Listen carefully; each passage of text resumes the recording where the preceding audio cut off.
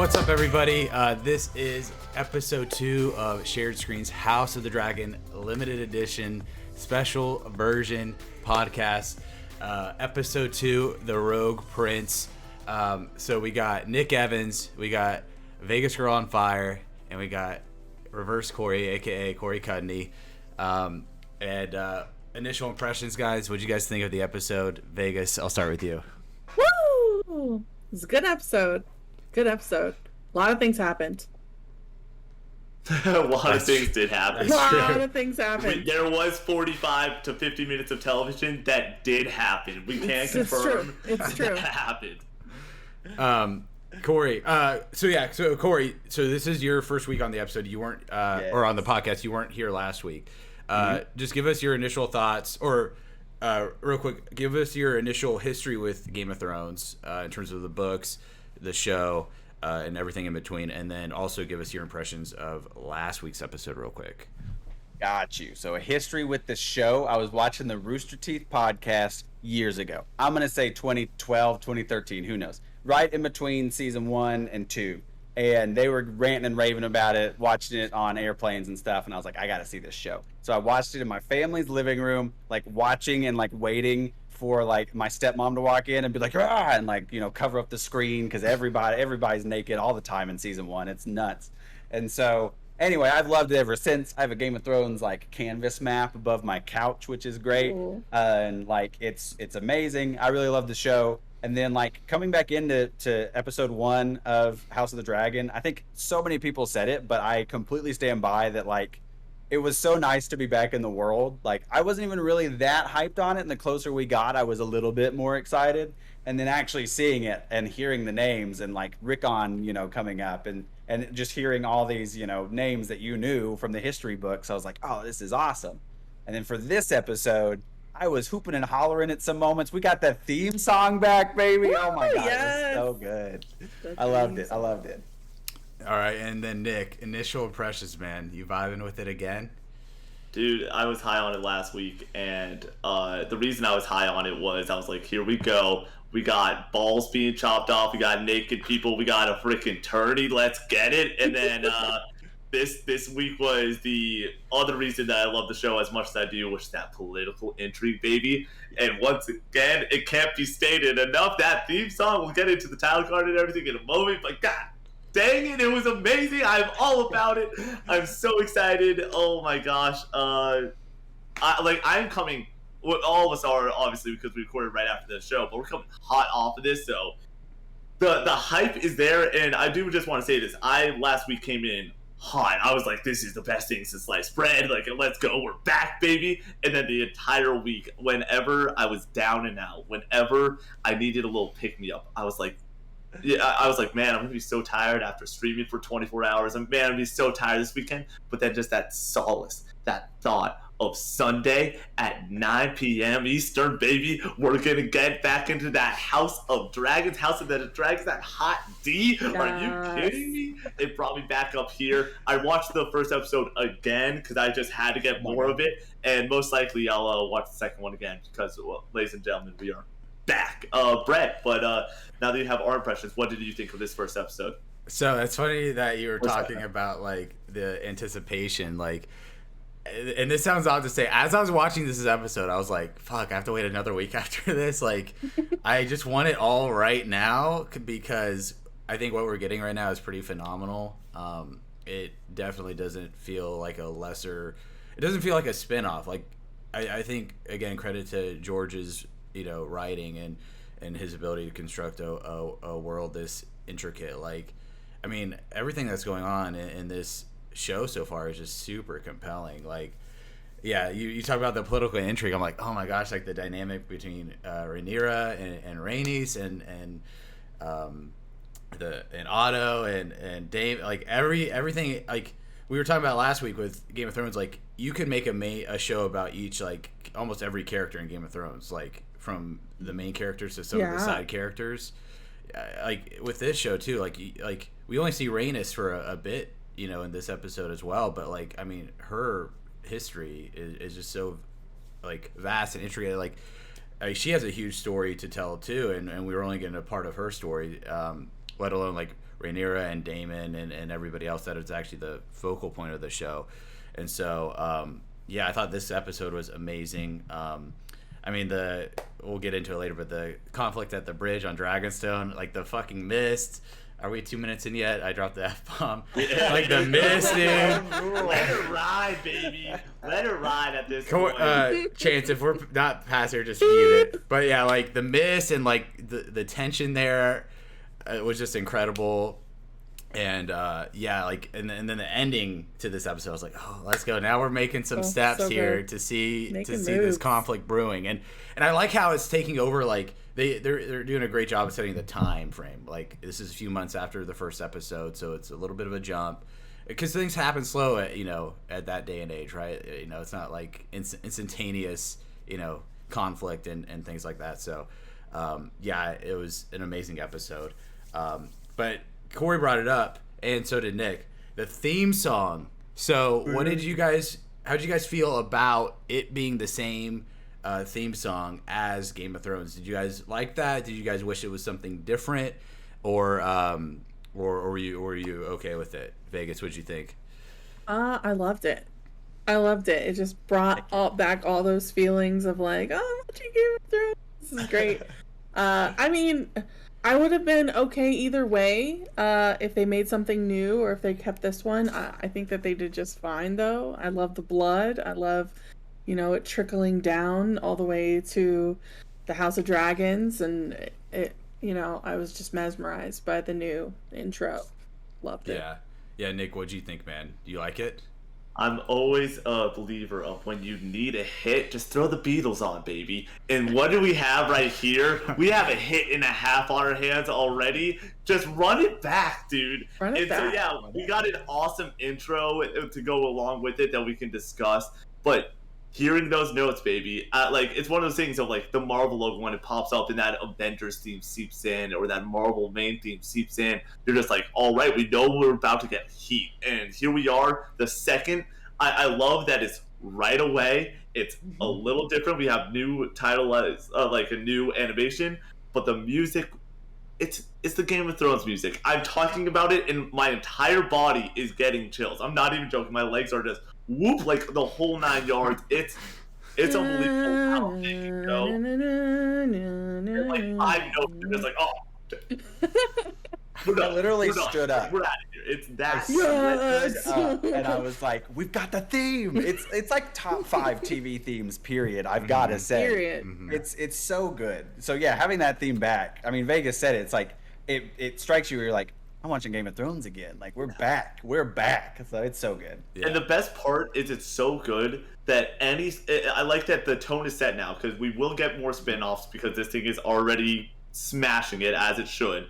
The more spin-offs we get, whenever you sit down, it's now not just like the theme of Game of Thrones. It's the theme for appointment viewing in the year 2022. Like it is the moment you are like, I am now locked in. My phone is away. I have it on Do Not Disturb. If somebody calls me during this time, I'm gonna block them forever because the Game of Thrones theme's playing. Those horns are hitting. Those strings are violin. And I don't even know. It's so good to be back. Strings are violinin.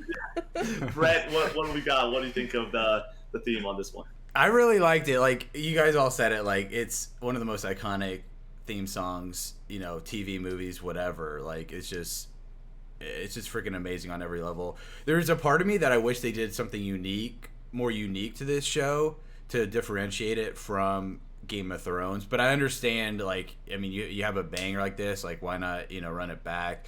Also, it just, I can't remember but like music intrinsically like can tie you to certain moments, memories, feelings, and so playing that theme song again is instantly going to bring everybody back to all of the greatest Thrones moments from years prior. So I totally get going with that. But let's talk about the title card sequence. So we didn't get like a kind of like an unfolding map like we did with Thrones. We got this like almost like blood little thing seeping through. I don't know if it was Westeros or King's Landing or if it was like old Valyria. It kind of looked like the set that Viserys was playing with. But we saw this blood seeping through everything, and we'll talk about this later too. But going through these like little like markers, these like little like sigils or something Symbols. like that. Yeah. Which we can get at it later, because last episode when they were at the small council, they're placing the little stones in their like spots. Again, with the Kingsguard candidates, they had like little sigil, chess pieces. And then again here, I wonder if there's something with that that's interesting. But did you guys like the blood kind of seeping everywhere? I mean, it's Fire and Blood is literally the name of the book this show's based off of. That's the Targaryen motto. Did you guys like that? Was it cool? Loved it. Yeah. Yeah, this is one of those things where I was like, I'm gonna have to come back later, like once I have a new understanding of what I'm looking at. Yeah. Because like you mentioned with the Game of Thrones intro theme, it was pretty obvious. Oh, we're hitting the point of interest across Westeros, but like that one, it was like, oh, blood is seeping down some kind of architectural To thing. me, and it it's, looked like filling in. just like a big castle, Mm-hmm. and it was just going through Gotcha. like kind of maybe like the streets, the cobblestone streets of like a large castle type area. Mm-hmm. That's what it looked like to me. Yeah. Go ahead, Nick. Yeah, real quick, I associate that first opening, because obviously this is what the comparison comes down to, is the original Game of Thrones opening to this. The first opening was a question of where are we going to jump to next? Because we would go through those original Game of Thrones episodes 10, 15 minutes. It's like, oh my gosh, I totally forgot that was even happening. But this show, it doesn't seem like so much of a where are we going to go to next, but who are we going to go to next? And with that, we have these different chess pieces on the board and these different sigils, whether it be knights that are, like you said, because there's 2 points of symbolism that I think you nailed, or more importantly, the High Council orbs being placed, which was such an emphasis the first time around in that first episode that we had. I'm all about it. I think it's brilliant. I think that Fire and Blood, obviously, we know it's called the House of Dragons. We got that fire. Let's bring in that extra symbolism of the blood. And I think that it can be twofold. Obviously, you're talking bloodshed, meaning about people dying all the time, which is the Game of Thrones specialty. Or you're going with the second one of these family ties that are brewing, that at the end of this episode, we obviously see where some of this is heading. And that is extremely exciting. So I'm all about it. I'm in, and I'm excited to talk about the episode itself, but we're already on the title card, and I'm not like up here, y'all. I'm so excited. This is just bring me to like September 4th, September 5th, and a Sunday night at 9 p.m. again, please. Like, let's just get this week and go back. I wanted to bring up this point. I didn't put it in the doc, but I still think it's important, and Corey touched on it earlier, that this show just popped off. Like, I believe after the first day, 20 million people had watched it. It was like the biggest premiere on HBO ever. I think it's obviously increased from that 20 million since that first initial day. And so last week, Corey, we talked a little bit about, in terms of, our history with Thrones, and then going into the show, like, we talked about, how Thrones obviously is, an incredible TV show. It's super iconic. It's one of the best TV shows ever there. But the ending kind of didn't land for, a lot of people, most people, depending on how you feel about that. So that vibe going into the show, you said it too, like you weren't too keen on this show or on the ball until very close to it. I was the same way. I feel like we all kind of were on that train. But seeing the show instantly just smash records in terms of viewership, like, it feels like the love for this world is still there, and I feel like we felt that with that viewership record being broken and continuing. But so let's go into the episode discussion. So we start off with the small council meeting, specifically Corlys talking about the crab feeder, this like kind of like pirate warlord guy, kind of raiding coastal towns over in Essos. What did we think about the dynamic of Corlys again? Harping on that, because he talked about it in episode 1. He also talks about it here. How do we think that scene set the dynamic between Corlys and Viserys early on, obviously leading to what happens at the end? I can hop in on this one off the rip. This dude's trying to make money moves. That's what this title should have been. This entire episode is Corlys is out here trying to make money moves.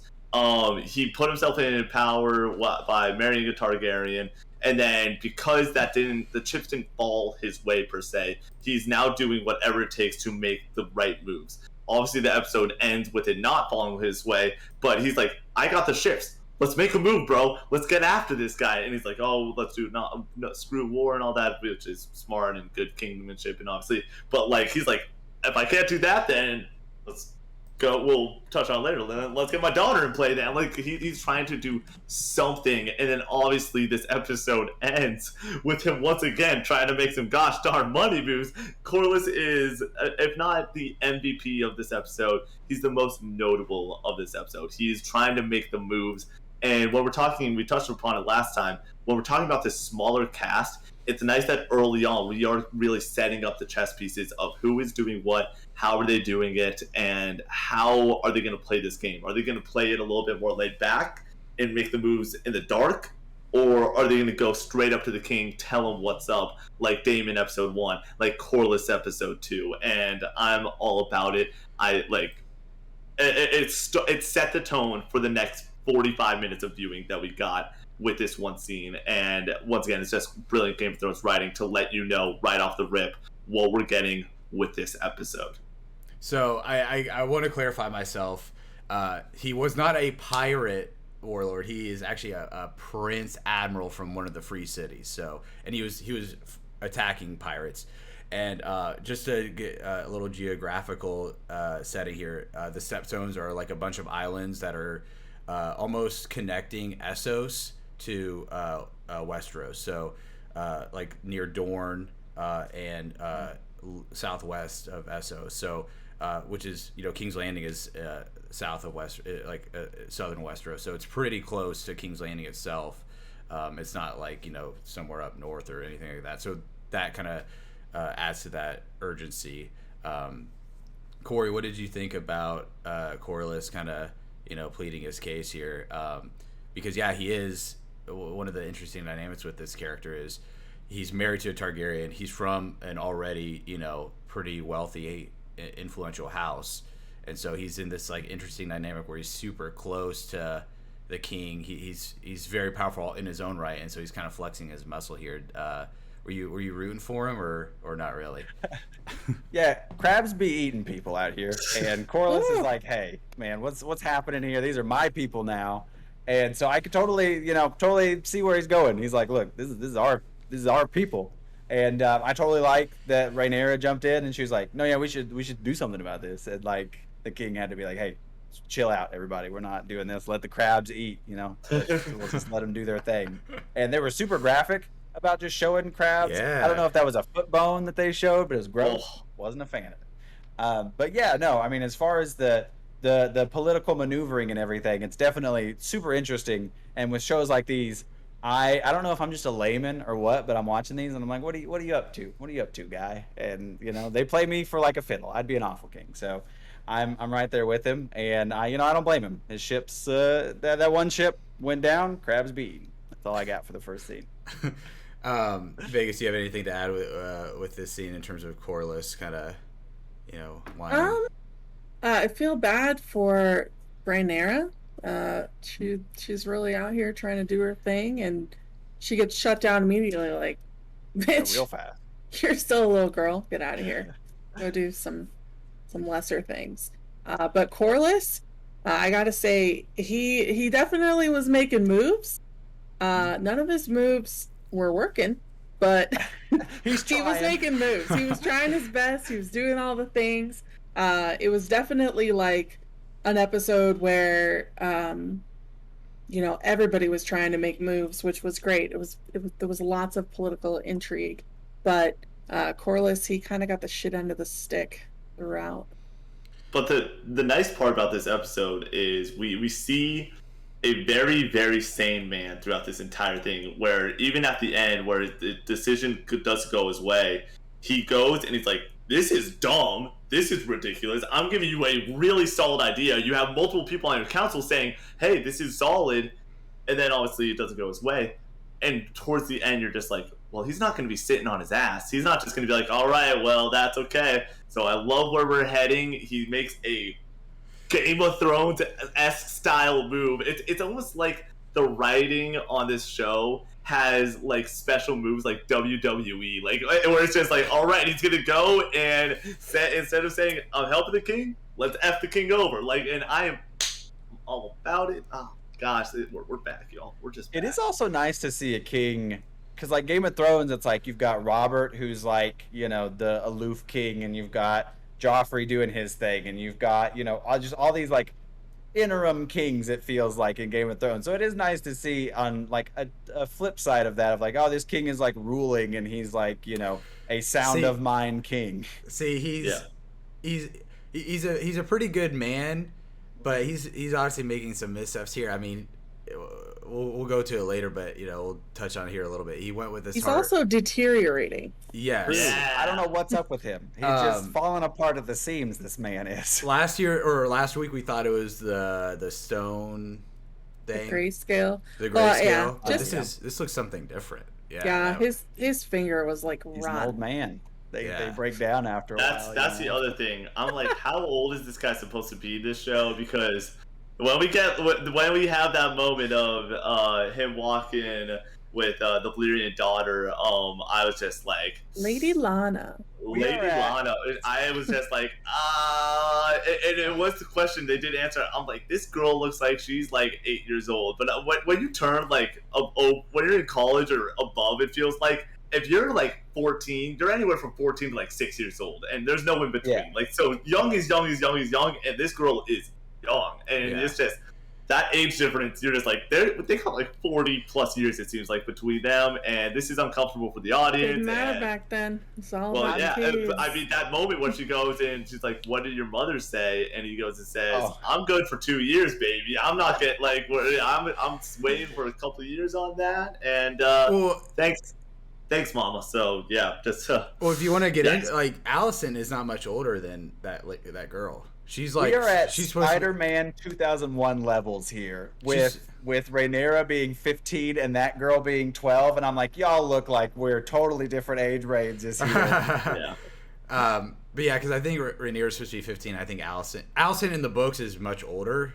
Okay. So in the books, she's like 24, and Rhaenyra is like 14 or something. So, but in the show, she's closer to age. I still think she's like a year older or something, maybe, but she is.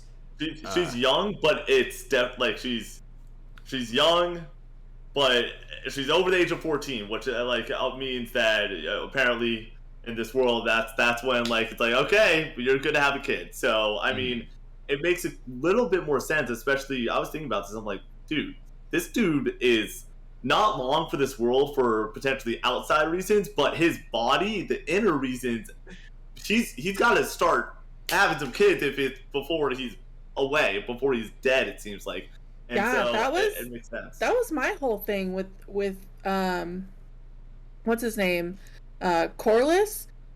He might have had reasons for pushing his daughter, which were personal reasons, like he was trying to, you know, get his family in the up and up. But if he had his mind set for the king to succeed, he needs somebody that's ready to get pregnant now. Yeah. Not 2 years from now. Mm-hmm. So as much as it seemed like he might have, you know, just been trying to make the good moves, he wasn't making the good moves. He was just being completely selfish in that aspect. Obviously, the other chick was better suited to have kids now. And also, I just love how he's just like, we're getting married Tuesday, basically. Like, we're going to be getting married by the end of spring. Ring by spring, baby. Like, we're rolling, dude. And I'm just like, dude, I know it's been 6 months and, like, it's his duty to get remarried. But at the end of the day, normally with a show like this, it's like, you get married for the wrong reasons, and then they figure it out, and it's okay. And as much as we do see scene after scene that Allison is just like, I'll do what my dad says, like, that's just how it's going to be. It does seem like she's somewhat comfortable around the king already before they're married. And for the king, it's like, dude, I have no one right now. I can't talk to my daughter for shit because it's been 6 months and we can't have a dinner together without us having awkward silence for What an awkward scene. No, but it makes sense. It's like it's awkward and it makes the viewer uncomfortable, which I feel like once again we're talking about Game of Thrones special moves. Making the viewer uncomfortable it's bread and butter, baby. And so we have that scene, and you're just like, oh my gosh! It also sucks because the king can't even be like, hey, the person I am confiding to is your bestie, and so like, they just have nothing to talk about on a real level other than what is happening in the kingdom and what their day was like, which I part of me is like, that's so funny. I remember coming home from school and being like, I got an A in math, and she's like, I went and picked out new members of the King's Guard. I'm like, that's just the day in the life of Westeros, it seems like. But for her to just have that awkwardness, it makes it the king's decision suck for her and not be ideal for Corlys, but for him, I'm like, that's a solid choice, bro. As much as the age difference is still odd and like it could be even odder. So I mean, like I'm happy that that's where the episode landed, and I'm also happy that it landed there, the episode 2, because we could see that's where it was going in the first episode. I'm happy that they're like, we're not gonna let this go and play out over the course of a full season and then get to that decision and have that be the thing. It's now, no, episode by episode we're getting these things, and also we're getting these already alleged time jumps, and yes, we know it's going to jump even further, but 6 months just like that. We opened up, my buddy was making some ramen, and I was like, we're 6 months later. He's like, what the hell? Like, we aren't just picking right up from where we left off, and I'm all for that. I'm all for them telling the story the way they want to tell that story. And I know I've just been ranting for a little bit, but that's what podcasts are for, baby. So yeah, I'm super in on this episode. I have no idea where we left off. But Brett, take it over. One thing I want to harp on is the time frame again. Like, some of the issues with the later season of Thrones was like, you know, in earlier seasons, you know, they would go from, you know, King's Landing to, you know, the Vale, and that would take, you know, that takes a long time, even though that's not that long of a distance, just because of technology and travel and everything like that back then. Whereas in the later seasons of Game of Thrones, they're going like to Winterfell, they're going to the Wall, they're going like all over, and you know, you don't know, like normally I'd take like, you know, months to years to do all of that, whereas, you know, here we get the 6 months. Like, establishing that time frame is super key. I do also want to harp on again, kind of what you touched on, Nick, the relationship with Alicent and Viserys. So Corey and Vegas, what did you guys think about that dynamic? Obviously part of it, at least from Otto Hightower's perspective, was to like, hey, we have a, you know, opportunity here to kind of move on up. But from Alicent's perspective, do you feel like that there was some sincerity to that relationship in terms of just, like, checking up on Viserys, you know, letting him, you know, talk about his troubles and helping him with everything? What did you guys feel about that dynamic? I think that it was definitely, there was probably some sincerity within her, because she just seems like a really sweet girl in general, but it was definitely a grooming situation. She knew what her job was. Her dad sent her on a specific mission, and she nailed it. I do want to point out, like, the gift that she gave him, which was like that little figurine. They had actually a lot of that, like, imagery in the entire episode, with like the figurines, and like even when Rhaenyra was picking the knight, they were like putting the pieces, and there was just like a lot of pieces and sigils, and like, I wonder if all that means something. So like, they're using a lot of pieces in this show. I think I can pick that one up pretty easily. Or this was one that I was like, I got that one, where the king or the dragon falls, and it's a represent for the actual king. He falls, but who puts him back together in this moment, in this time of need? Alicent. And so we get them coming together. Oh, dude, just put that one on TikTok. I don't know who. Corey cut it. Come on, that means something. But like, that was perfect symbolism, and once again, just very well written, getting put back together, and it's her doing an absolutely. I love how they try to make it, even though the acting is so good, they try to reinforce the themes that they've already portrayed. And one of them is Otto's out here making moves silently. Corlys is making moves loudly. And the silent moves are working. And Alicent said, she's like, I'll do my father's will. She's not all about it, but she gets it. I think that it's twofold. One, that she's like, I'm not in love with this dude, obviously. I don't want to marry someone I'm not in love with it. But the other thing that sucks behind this, and she kind of can be like, yo, my dad screwed me over with this, is it's her best friend's dad. Like, it's not a comfortable relationship for her for many reasons, but at least she can go to her friend, hopefully, and be like, listen, I didn't want this. And obviously, like, as much as she might not enjoy the king's company, she's about to be the queen of freaking everything. Like, she's about to be the mother effing queen, so at least she's in a good spot there. Like, there's worse people to get forced to marry than the big dog himself. And so I felt like there was a couple of lines of dialogue there, but yeah, she's, in my opinion, she's not about it still. She's not like, this is the best case scenario for me, because she's like, I'm doing my father's bidding. This isn't ideal. So I think it's like 50-50. I feel like she does care about him on some level, but you know, and going back to last week's episode with Rhaenyra and Alicent, in terms of Rhaenyra kind of almost like a little Arya Stark, where Ned was like, "Hey, you're gonna marry like a lord. You're gonna be the lady of a house. You're gonna lead all this stuff." And Arya was like, "That's not me. I want to be an adventurer, all this stuff."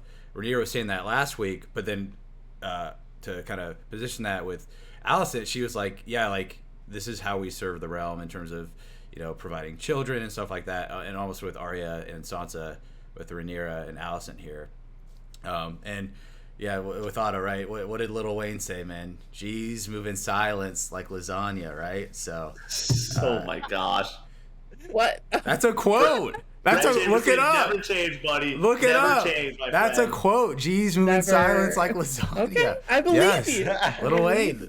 No one's questioning that not being a line. We're just questioning it at 10:30 on the House of D podcast. Okay, I think that's more than it's a little out there. We can't forget though too that it's a little bit of a double-edged sword for Rhaenyra. It's not just her friend that's almost kind of screwing her over, not like it was her choice, but it's also like, this is going to be my downfall. Like, my best friend is probably going to have the male that's going to take me out of this situation. Like, she's going to give birth to my brother. Mm-hmm. Corey, before we move on, what do you think about all this? I think they did a really good job throughout the last 2 episodes, making Otto just a dick. Just every time she starts chewing her nails and he gets onto her, and I'm like, just let her be, man. He's creepy, like you said. It's just like, I'm just like, I don't like you at all. Like, Alicent, like you said earlier, seems like a sweet girl. And I am with you, Brett, that I feel like this relationship was definitely born of duty, but it feels like they're jamming in the room and stuff. It feels like they can have a conversation and everything, which is nice.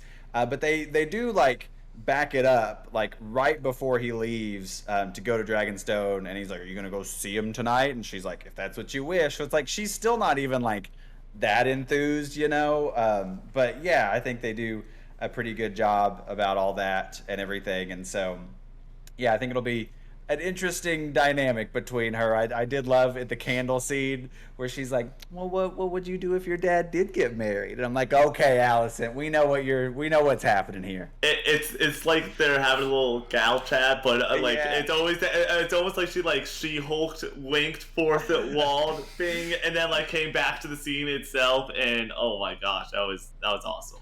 So would you call her stepmom, or would that be a little too far? Like, how about Otto being like at the one of the small council meetings, like in the middle of the episode, being like, "Yeah, man, my wife died too. It sucks, but we got to move on, dude." Like, he's like, "I don't envy you. Let's just go, bro." He was kind of playing into his sensitive side. He knew that the king's the nice guy, and he's like, but like, you don't want to rush into this, and it basically kind of set the tone for him to keep getting groomed by Alicent, and he obviously chose her because now he cares about her. Yeah. I think that wasn't necessarily, though, a sentimental moment. I think he saw that Corlys made the correct decision. Like at the end of the day, we're in an effed up world where a 12-year-old is about to. I'm not saying Otto was 45-year-old. sentimental. I think Exactly. that he was saying exactly what he needed to the say. Sentimental attitude. So he could come in and just be like, Exactly. "Hey, wait some time. Think about this a little bit more with your emotions, because if we're talking logistically." Corlys gave him the best logistical counsel that you could get. And the entire small council even was like, bro, he's making some good points. Corlys is making some good points. But Otto's out here like, he's not making the points I want him to make. And so that means he has to be wrong. And so it plays perfectly into what this episode does. That's the other thing where season 8 of Game of Thrones, the writing just didn't feel like there was characters were making full sense, where it's like, oh, you could derive that from certain actions, but here we have thus far a very great through line where you see each action's reaction make complete sense for everything that we've been giving thus far. And Otto making that good silent move where he's like, I'm the hand of the king, I know I hold weight, and I'm going to do everything I can to make sure that marriage doesn't happen. So this one could, because he knew the king's got a great relationship with my daughter at this point where they're friendly, they're able to hold conversation, as Brett said. And then also he's like, hey bro, it's a little weird to meet a 12-year-old, so don't do that. And now here we are, and you got exactly what you wanted. As creepy as Otto is and how inconspicuously evil this man is being, he's playing the game damn well, and you got to put some respect on that name. Corey, it looks like you were about to say something. I was just gonna say I respect Viserys, by the way, with the little princess walk when like he was uncomfortable. He was like, "Look, it's not you, it's me. Yeah. Like I'm sorry, 12-year-old, we're not doing this." Like I respect that move. Yeah. I also love how he called a spade, where he was like, if I'm going to be real, we're going to be real, and he said he heard her father's words. The second she said him, I was like, oh, that's what daddy told you to say, like 100%. Yeah. And then he goes and calls a spade a spade. He's like, so that's what your dad said? What did your mom say? And I kind of like, he's an emotional dude and he gets it. I kind of wish he was like, the mom said, you don't have to do this, sweetheart. Or like, if it's uncomfortable, it's uncomfortable. But nope, mom's also playing the game, and it was hella awkward for a viewer. And he's such a Ned Stark, where I'm just like, I respect what you're doing, but you're gonna lose. Like you're gonna die out of this. I don't know what happens, but you're making the right moves, but the right moves in Game of Thrones normally don't lead you to be on the Iron Throne too long. Brett, any thoughts? So I wanted to jump to because we just talked about it here a little bit in terms of Rhaenys also having an influence on her daughter. So we have this awesome scene with Rhaenyra and Rhaenys talking on some balcony, and they are kind of trading barbs a little bit in terms of Rhaenyra is like, hey, like you got passed over, haha, sucks to suck, and then Rhaenys is like, yo dog, this is gonna happen to you too, like it's not any different. And then we got that awesome line where Rhaenyra was like, they passed on you, not on a queen, not on a queen ruling. That was amazing. But what did you guys think about that kind of conversation, and then specifically like Rhaenys? She probably would have been a pretty good queen.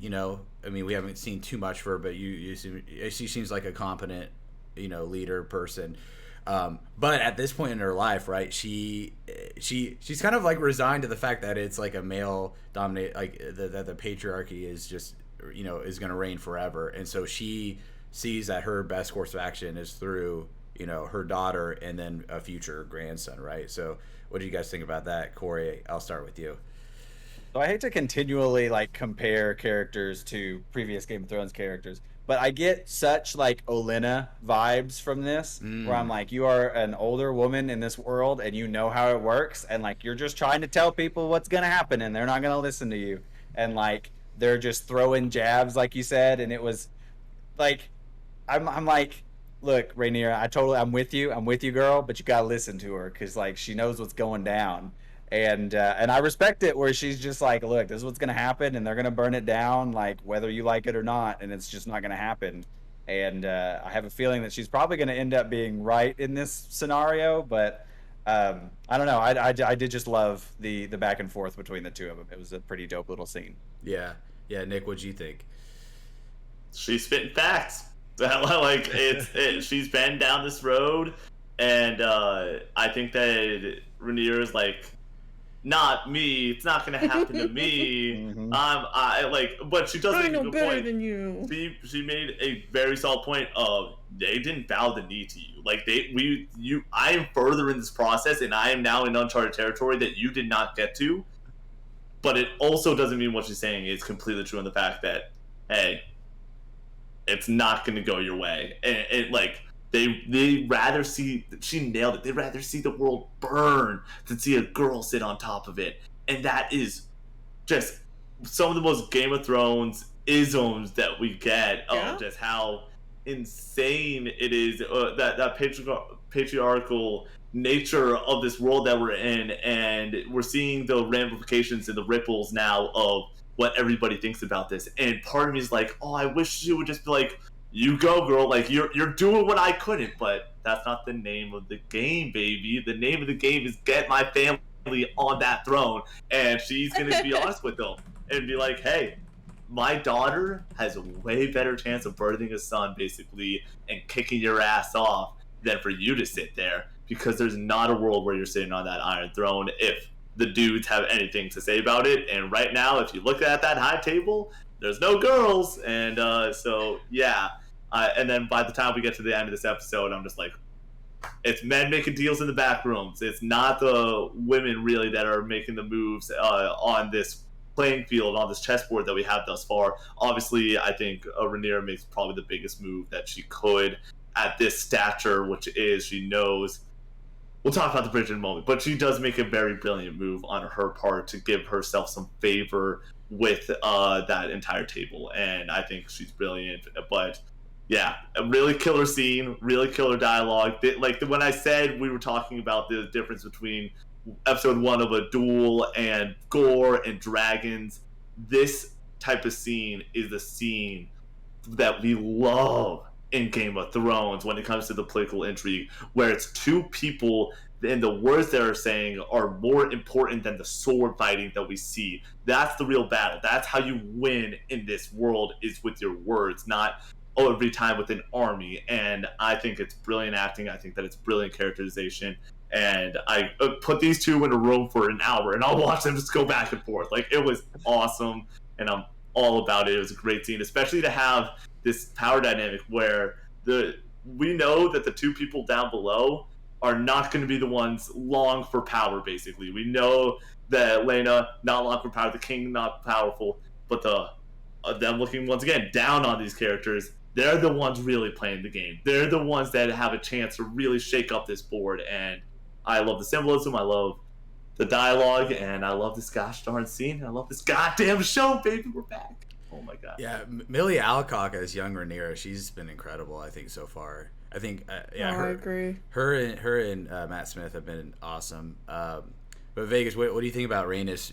Recognizing how the game is best played, or like the most optimal way, because she was up for candidacy, 10 years ago, but now she's I literally had the exact same thought as Corey with the Olenna comparison, except she's not as badass.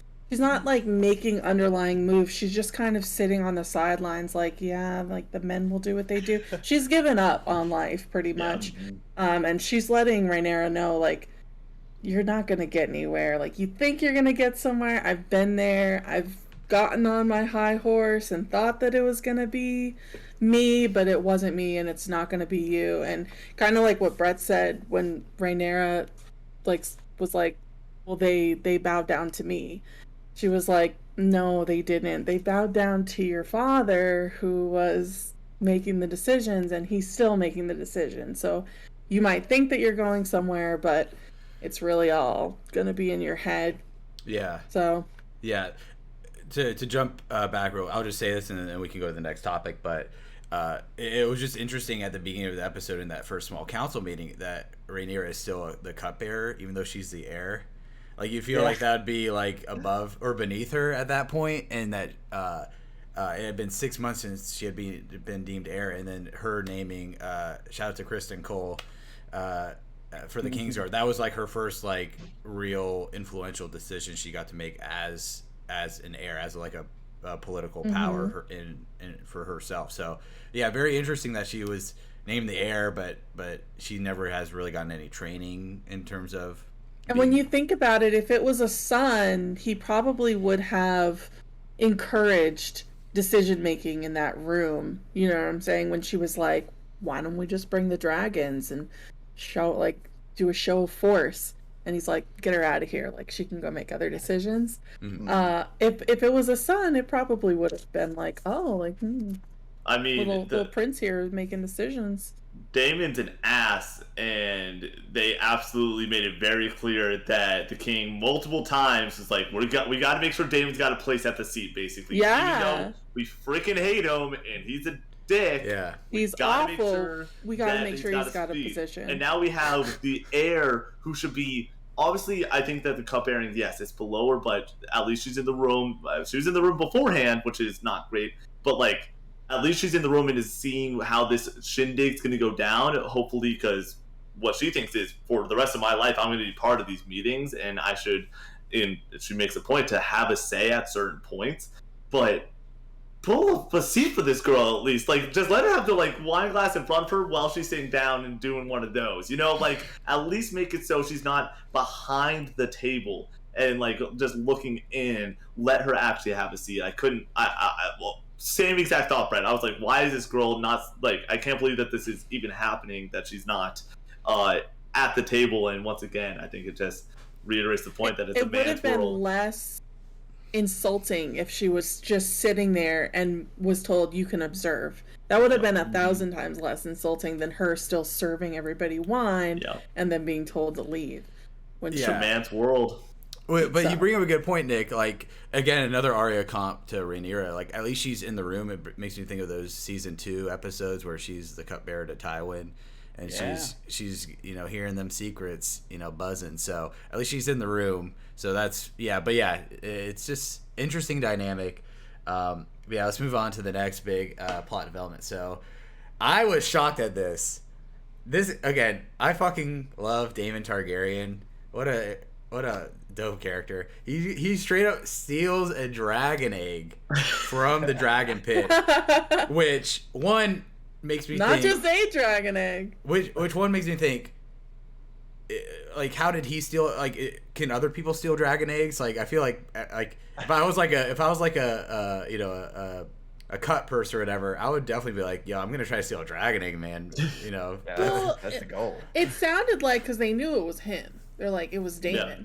Maybe he just flew in on his dragon and was like, walked in and took stand it. aside. Yeah, like, who's gonna stop out of all those 50 guards? Are they gonna be like, halt? Yeah. Like, I'll stab you. Yeah, right. Yeah. They're gonna let him take what he wants to take. And even if he did sneak, who would know better than how to get one? Like he's got to have somebody on the inside right there, who's in that dragon house, because he has a dragon himself. He's been around the block. Yes. He's been part of this thing for his entire life. So there's like, when they're like, yeah, he just like basically got this, I was like, of course he freaking did. He's freaking Daemon Targaryen. Like, the dude's a badass. Like, he's gonna make sure he gets what he wants when he wants it, and make sure to be making moves even though he is far away. And the note itself, I love how immediately dismissive they are of him, and immediately just like, yeah, he's getting married, and someone's like, but she's a whore, and then it's like, he stole dragon eggs, but he's doing it for insult to injury, like, where it's just like,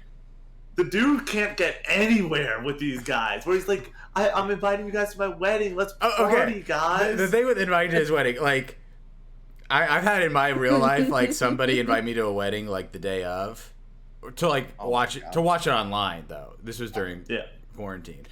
And this is back at, Middle Ages, where, like, it takes months to just, go, like, 20 miles or something like that, like, or whatever, like, but, like, he's like, hey, my wedding's in 2 days, you want to come? Like, bro, can they even get there in 2 days? like on dragons. Everyone jump on my dragon here and let's ride. But like, it's like the Uber XL of the past, just everyone up on the dragon. Let's ride. But yeah, I thought that was just crazy that he stole the dragon egg and then he lied about getting married. He wasn't really intending to marry her. And the pregnancy. And lying about the pregnancy too. I was like, this dude's But just to add extra insult, the specific egg that he stole. Yeah. You want to go into that, Vegas? It was fucked up. It was Rhaenyra's brother. I can't remember his name. Baby that died. Balerion, or not Balerion, Baelor. Baelor's egg. He stole that specific egg because she was like, "Wait, which egg?" And they're I like, love that's "Baelor's what egg." Viserys. Yeah, and then the king's like, "What?" Yeah.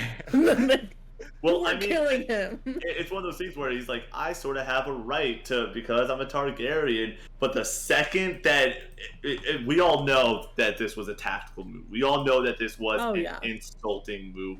And even when you see Daemon on that bridge, his smug ass is smiling the entire time. Because at the end of the day, in this world, there's one trump card, and it's I got a fire-breathing mother effer behind me that can take you all out. Bro. And it's so badass. Dude, like, Otto rolling up with some of the Kingsguard, like, just talking their shit, and like, hey, like, they do have the authority. And Daemon's like, but yeah, I got a dragon. But in that moment, it's like they do have the authority, but I have a dragon, you don't. Like, again, going back to like Thrones, like how Drogon and Viserion and the third one just were the trump card for Daenerys. Like, that was just incredible. It was Balon, not Baelor. Baelor, different Targaryen king. Balon was the son who died after a few hours. So I wanted to clarify that, but.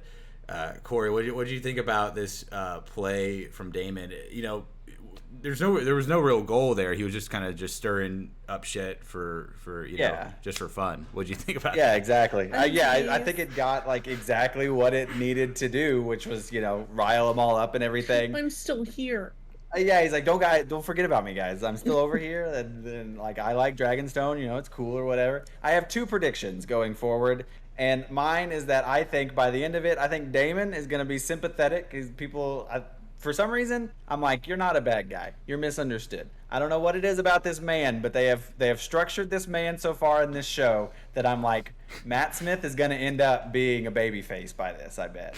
And then the other one, this is random because we haven't touched on him. Something's fishy with what's his name? He makes fun of his name. Oh, Kristen. Yeah, something is up with him. Crispin. He's too good. He's too nice. I'm like, the queen Rhaenyra likes him immediately, and I'm like, you've done nothing but be good. Although he does get one good jab in him where he doesn't remember his name and called him Crispin, and he's like, oh, do you remember when I knocked you off the horse? And I was like, man, Damon's getting shat on by everybody at this table right now. Yeah. It was great. But yeah, no, that dragon, man, that's when I was hooping and hollering. Caraxes, I think is that dragon's name.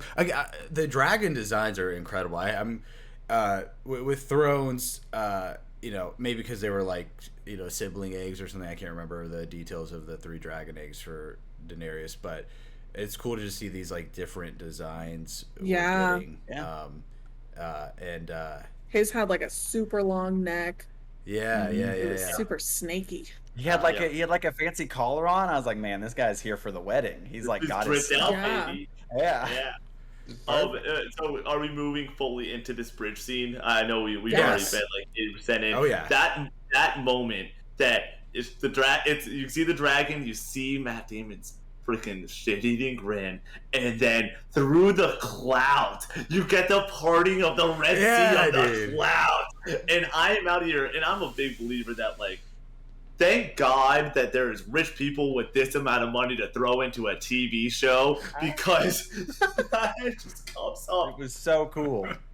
And you shit your pants. It's awesome, dude. That's exactly when I stood up. I was like, oh. So cool. And I'm there. I'm with my 2 roommates watching this, and I just do one of those, like a quick little, like, are we all seeing this right now? Because this is effing the best. Like, we are in the year of our Savior Lord 2022. Just is It's a lot all the time, but we have these moments of solidarity where we get to come together and see two big ass dragons on our TV screen.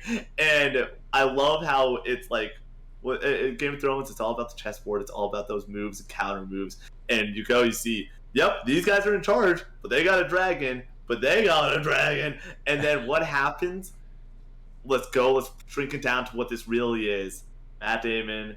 Not Matt Damon. Oh my god. Matt Smith or Damon? Matt Smith and Damon. No, Matt Damon himself is playing Damon Targaryen. So Damon and Rhaenyra, they go because that's what it really is. It really is Targaryen versus Targaryen, and they make it very simple. Give me that damn egg, basically, or get the hell out and just kill me right now. Good. And surely enough, I didn't see it as much as y'all did, where you're like, yeah, he cares. Last week, and you guys did bring up some great points, but man, oh man, this is the definition of, yeah, he just wanted to stir some shit up, but he does care enough about this girl to not murder her. And I mean, like, she gave him permission. It's one of those, like, yeah, if you go and you do it, you're gonna die. My dragon's gonna eat you. But, like, she did give him permission to be like, do this now, or give me my egg back and shut the hell up. And surely enough, she got her way, and it was Game of Thrones it was that hot D magic, not the Game of Thrones magic. I'm going to take the House of Dragons magic that we're getting nowadays, because it was dragon on dragon. We're out here, and the budget's just a shit ton of money, and I love it. I love every second of it. And anyone else want to touch in on this awesome ass bridge scene? It was phenomenal. It was amazing. I absolutely loved it. I know I just said it a minute ago, but I love that, like, Otto's clowning on him, and then Christian's clowning on him, and he's just like, man, I can't win for losing. I also love when you find out she's not actually pregnant, like, she turns around and she bails, and I'm like, man. What? Yeah, she's like, and then, like, I hate to jump ahead, but, like, even she didn't know, like, oh, you were telling people that we were getting married and that I was pregnant? Like, this is not what we agreed upon. I love that the gold cloaks are still with him. Very odd. But I find it very funny that I'm just like, dude, not only, why did you bring her? Why did you, like, you just needed to show.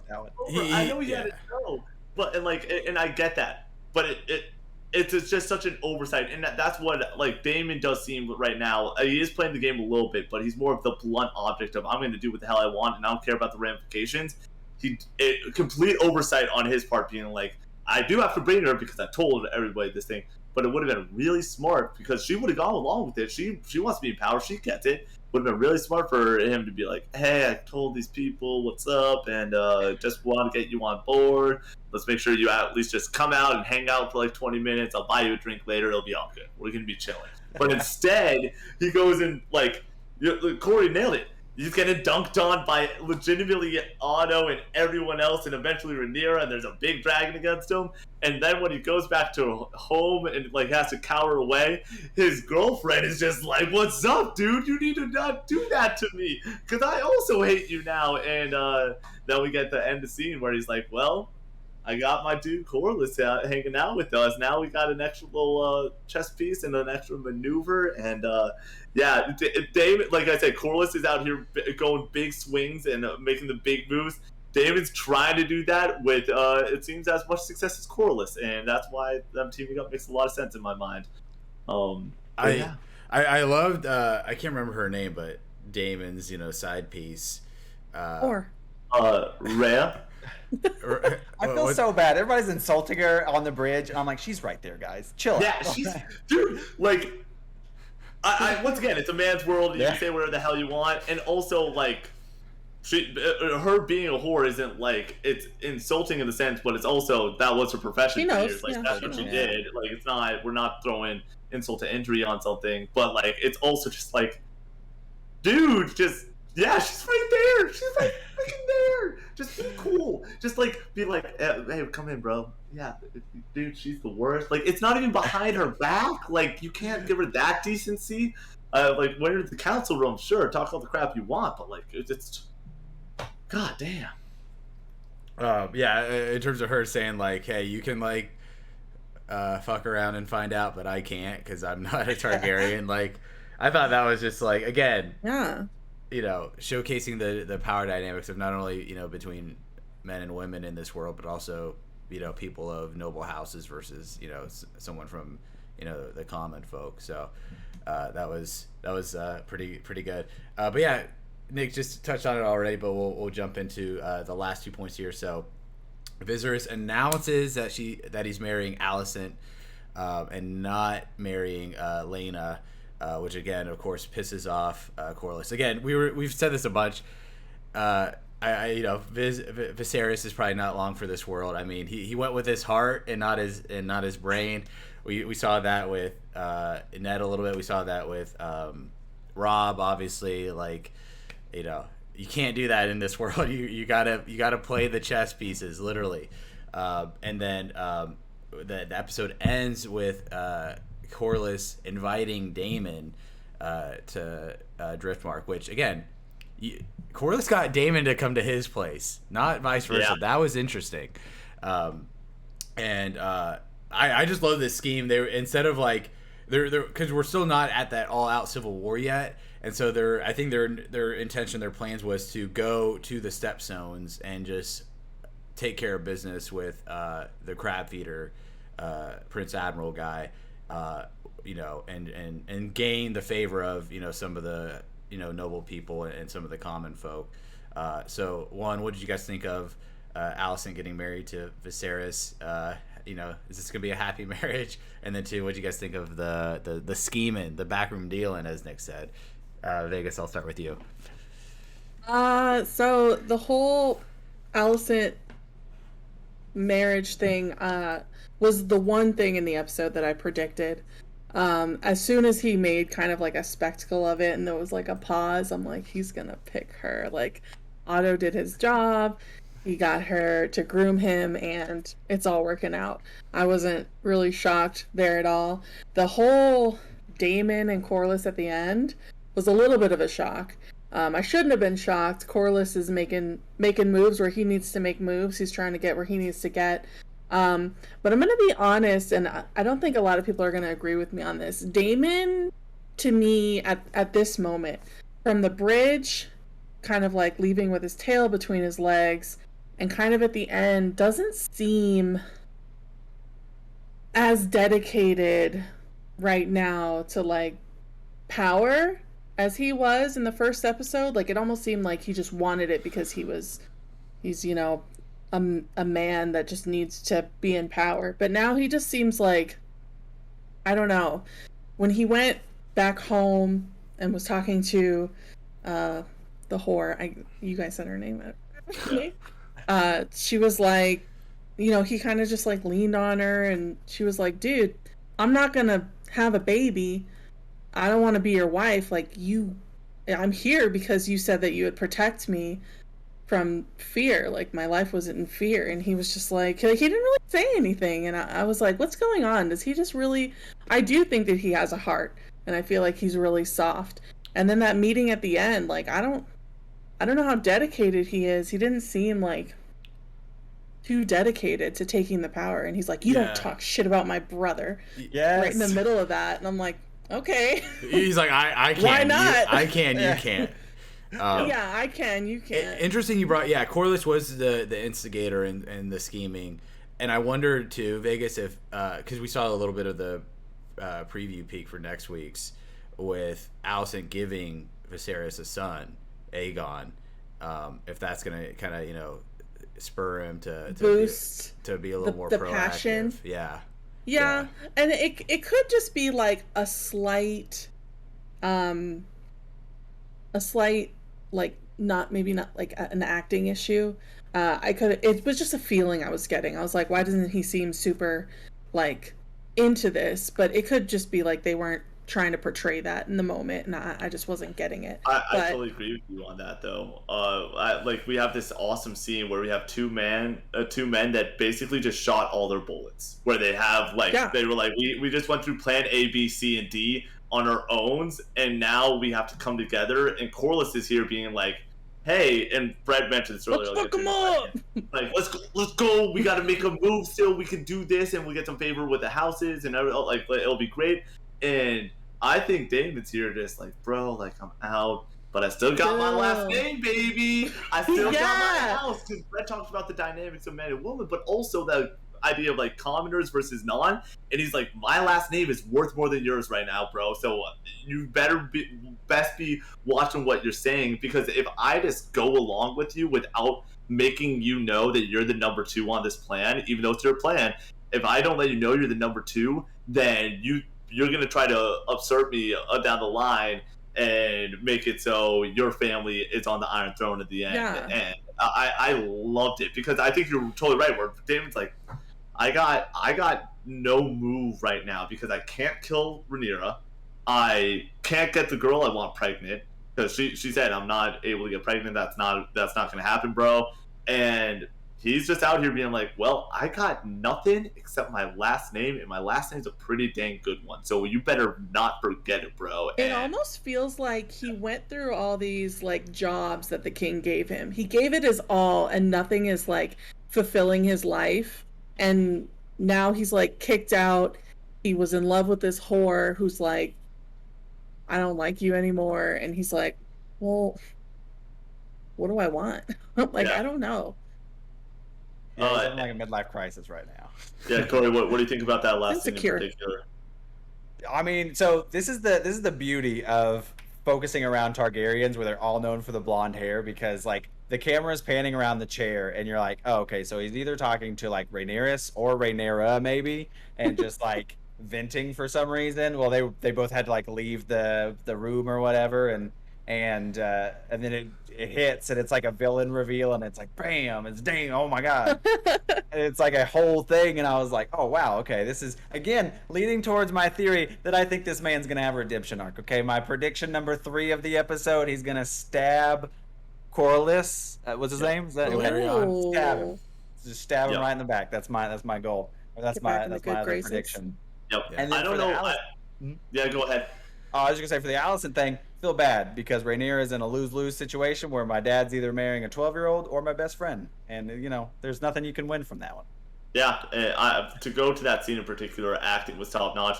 But I was also like, can we not telegraph this as hard? Because they had Rhaenyra and then they had Allison like across from each other. I'm like, Corlys has to know what's about to happen. She's in the room, y'all. She wouldn't be in the room. She's never here. Yeah, this is not a shock to you. I wish like that the acting there was a little bit better, where like she like walks in and he's just like, but he's already there, and he's just like, my baby right there. I wonder, like Corlys is like, I wonder what's about to happen here. And I'm like, the writing is big and bold and on the wall, my friend, and I like. But so for me, I did kind of wish that was. It was this take your guy. daughter to work day. They had signs and you just missed it. And Vegas said it earlier too. It's like the camera, they did such a, good job at doing it, but a bad job as a viewer of telegraphing it, where like, and I choose, and you might as well just have like dun dun. It's like the camera hits to like Allison, and the camera hits to Corlys, and it's just like Allison, and then like hands her the rose, and then everybody's shocked or I was whatever. like, I know what's gonna happen here. Yeah. He got groomed. Brett, how about you? Those last 2 scenes. Yeah, I did not see Allison, like they obviously were building that, but I didn't think he was gonna marry Allison. I just didn't think that was gonna happen. I had a feeling that he wasn't gonna marry Lena just because she's super young.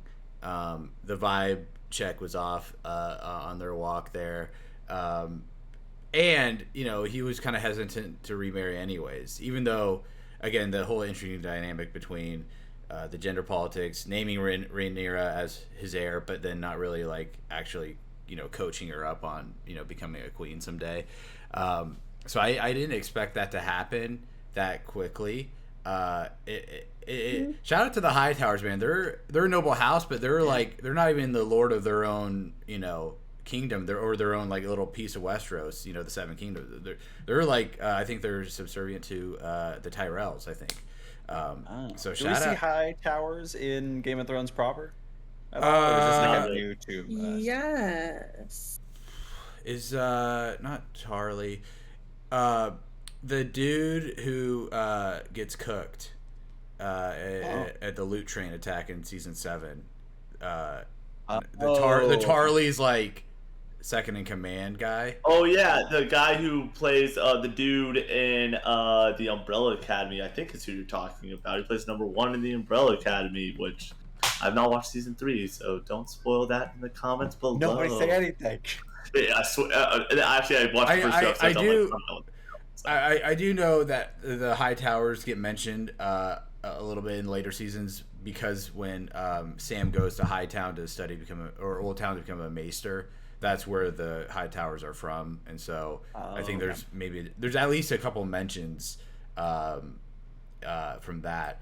But yeah, and then with the scheming too, I thought that was just a brilliant turn of the plot in terms of we know there's this civil war that's going to happen, but how is it going to happen? Oh, of course, House Valerion with Corlys, he got spurned by this match again, Viserys, dude. You got to play the game, man. Literally, Cersei said it 200 years or 100 or whatever years in the future. The game is the same. You got to play the game.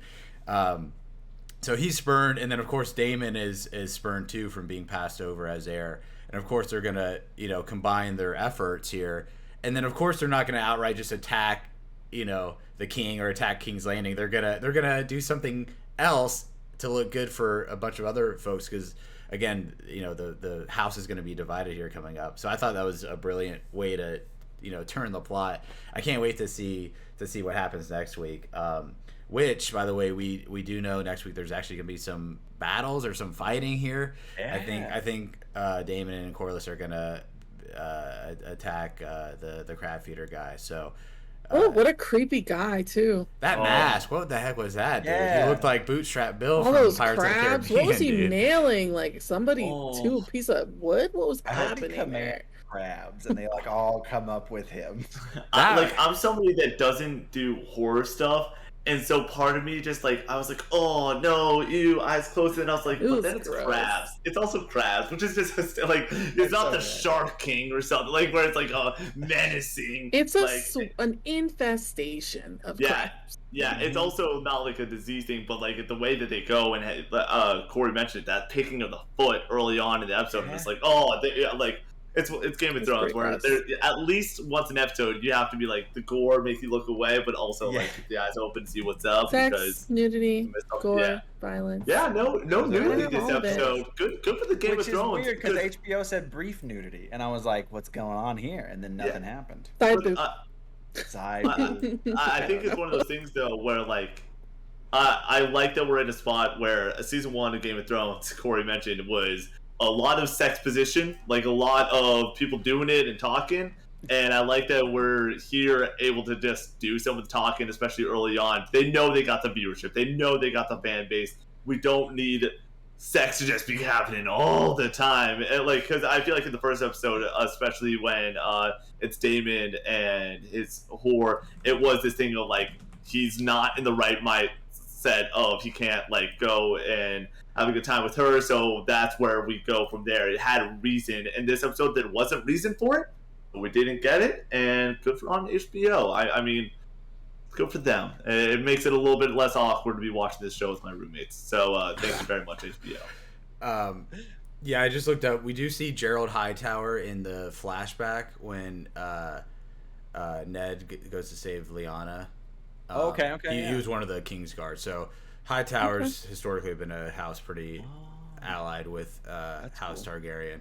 But yeah, any last thoughts, comments, concerns about the show or anything looking forward to with what next week's episode might be called or what's going to happen? You said it earlier. Yeah, Cody, go. I was going to say you said it earlier, but in the preview they show that Aegon gets born, and this is the good and the bad of this show, where me as a Game of Thrones fan who has never read the books but has looked into the lore and stuff, I'm like, now that is a name that I know. And so this either spells bad news for Rhaenyra or this is a totally other thing. But it's the Halo Reach thing where I'm okay, now I'm trying to put in my head what are the order, how is this going to happen now? And so that's what my ears perked up on in the preview for next week, where I was I'm pretty sure that dude is very important to this world. So I think that this is the beginning of the end for her. Yeah. Yeah. I'm in that boat where it's just like they can do whatever they want. I am at their will, and I am so in and so okay with this journey that they're taking us on. They obviously have a plan. We know it's 4 seasons and everything. I want if we're going to battle, I'm not expecting Battle of the Bastards. I'm not expecting one of these great moments.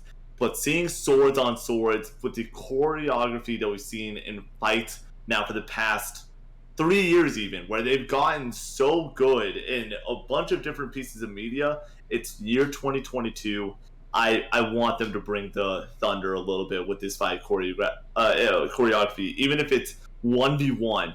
Bring it there. Like I feel like we've seen some amazing sword fighting in Game of Thrones proper. I am ready to see some of that and have my mind blown, because two people with swords will never not be the coolest thing to like doing backflips in sword fights are like 10-year-old Nick Evans' dream of the coolest thing ever. And if you know me at all, I'm still 10 at heart. So like sword fighting, bring it to me. Let's have a good fight. And honestly, like I'm just so excited to be back in the world where we get to go and be like, all right, what are you doing Sunday night? Well, I know what I'm doing Sunday night. That's also going to be the other thing. I can't wait to be like, all right, everyone, get out. Sunday Night Football, as much as I love it, it's a House of D, baby. It's about that hot D. And it's also about shooting the podcast with you guys. And I once again just want to say thank you guys so much week in, week out for having me on, because it's a blast. Yeah. Vegas? I want to see some more Sir Crispin. What's he up to? What's he? Yeah, he's got some skeletons in the closet. I'm telling you, Vegas. There's something there. No, he's so pure. He's too pure for this world. Too much.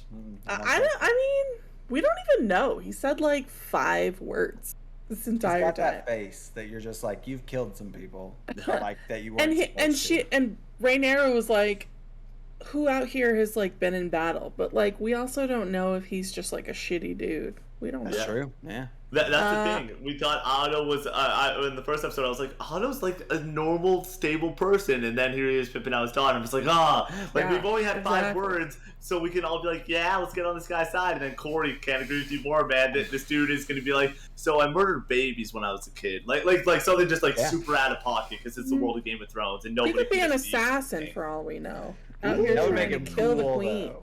Yeah. Okay, well, that would make him bad then. I don't know. A lot of complex feelings. You're rolling. Yeah. I'm Corey ready to just see... went like here, there, and back up here in the span of like 5 seconds. Ooh, yeah. I'm ready to see what happens with Daemon. Just like, I'm confused about him, so I'm ready to just be cleared up about what's going on with Daemon. But we might not get that, because 4 seasons, he might go through some shit. By the way, yeah. Brett, before we close it out and head to you, I know you're a Daemon guy. I know you're all about that Daemon. Well, all things considered, we didn't get a ton of Daemon this episode. How are you feeling about your Daemon count, like on the night? I'm feeling okay, because I feel like he's one of the central figures of this show in conflict. So I feel like we're going to be seeing a lot more of him. Again, part of his arc and stories in this early part of the show is he's elusive. He's not going to the meetings. He's squatting at Dragonstone. Like he's kind of not being the forefront of the conflict yet. And so I'm okay with it, because I mean, Matt Smith is such a great actor, and the Daemon character is super compelling. So, just like anything, small doses, it tastes, sweeter. But if you get like a buffet of it, right, like that's awesome too, right? So you can have it both ways. So I'm excited to see where he goes, and like what Corey said, like, man, it looks like Aegon's gonna be born next episode. So 9 months jump for this next episode, something like that. At least. If we're saying that it's like, let's even say it's winter time, and we're talking, we got to get to spring, which we're talking a couple months there, and then you throw on another 9 for a baby. We're talking probably a year change most likely. Yeah. If the shortest time frame is about a year, then we're talking probably a year plus, and that like I'm all for it. Tell us the story how you want to tell it. If there's a year of fluff that we don't need to hear about, we don't need to hear about it. If there's something important you want to talk about in the past, they'll do it. And so I am super into everything that they're doing with these time jumps. Yeah. This all just a prologue.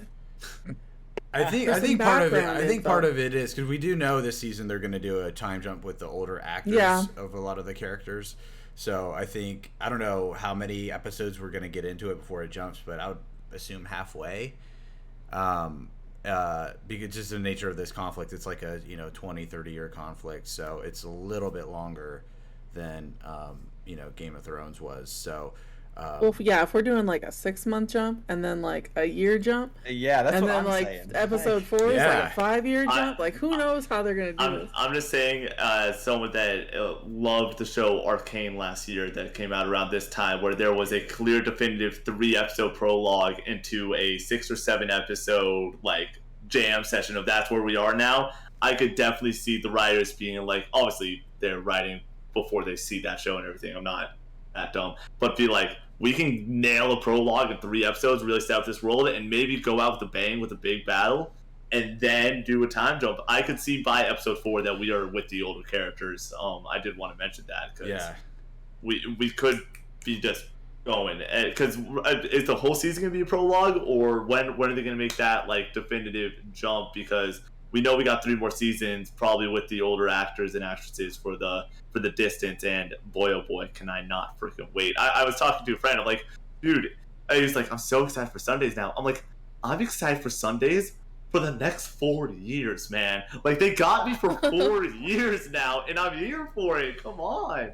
Yeah. I didn't bring it up at the beginning with the 20 million viewers, but they greenlit season 2, which kind of was already a foregone conclusion, but they officially announced it. So we know we're getting at least one more season. But yeah, like Corey said, man, Rhaenyra not looking good for her. We know Aegon's being born. We know Daemon's still a factor. So the odds are being stacked against her.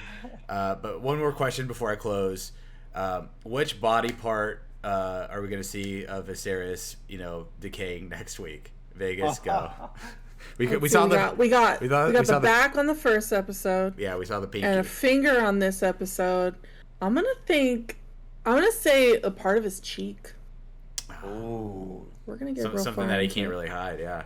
Ooh. Yeah. What about you, Nick? I'm a childish person. I'm like, it's gonna be they love their nudity. It's gonna be something in between the belly button and his thighs, okay? And we're not gonna want to see it. If that happens, he won't be able to have more kids, bro. Okay. What if he can only have one more kid? Maybe on the backside, then it could be booty. They love showing booty as much as they like showing that front side. So I don't know, but knowing the Game of Thrones way, I would assume somewhere in his nether regions that gets decayed or gets cut or bruised or something along those lines. Real quick, I did just figure this out. I know we're coming hot off this. His fingers messed up because of the cut from the throne from week 1. That was totally over my head. I thought he just had another like gash that happened, but I didn't know that there was some ramifications from the throne, and I can't even wait to think about the symbolism that means and rewatch this episode now knowing that, because I was like, why is his finger jacked up? Oh, it's probably the same thing as the back, but no, I was way off. That's awesome, and I feel really dumb for not getting that on the first watch. So yeah. Cool. Corey, what's your body part? Man, see, I was gonna go with like an ear at first, but I really like the idea of he has one kid, his dick falls off. Yeah, and he's like, I like that too. That being that's said, really clever. I think so this is like, I'm not smart enough for this, but I think it is like a metaphor or symbolism of some kind that like each episode we see like something else is getting messed up on the king, and this episode being the finger and the first episode being the little spot on his back. I don't know what it means, but like my head's telling me it means something. But I'm gonna go with the dick part because that's a good one. And Brett, it's your turn now. When things falling off. That's what I thought at first too, but I was like, wait, he has to have at least one kid, so I'm assuming it's not gotten to there. Yeah, yet. but if this is already a year in the future and we're seeing his kid born, he could have had sex with her very quickly after they got married, and then his stick fell off. So I wonder too if like, is it like, the finger got cut, so is it like he just can't like heal properly, or over the last 6 months it just refused to heal, I guess. Something You think like that. you think the thing in his back was the throne slicing him? Ooh. Maybe that's why they get rid of all the. It was like a pointy circle swords, shape 'cause they're though. like, It made me He think like accidentally slipped, and he's like, "Oh, whoops!" it was like a Yeah, it circle wasn't a shape. slice as much of it. And now he's gonna have some sort of fetish. It made me think of like a mole or like a wart or something instead. Oh yeah. But See, I thought my it was like dragon scale at first, or whatever. the The grayscale. grayscale. Yeah. But yeah, it's something. We're all hoping it's grayscale. But Let my predictions be right. my prediction is, I know this is boring, but I mean everyone else said the dick already. So, but maybe it's like either his whole like hand or a part of his arm is gonna be like rotting, or it's gonna be like a nub or something. Like, So when you say that, do you think the finger is gonna spread on the same arm? Is that what you're? Yeah, Okay. yeah. I think it's like gonna grow or something like that, or it's gonna be like a nub or something. I don't know, like leprosy or something like that. I don't know. I was real sad because on his date with the 12-year-old, he had a cool black glove on, and then that black glove never made a return. And I was like, that could be your fashion On his statement cool to say date this. with the 12-year-old.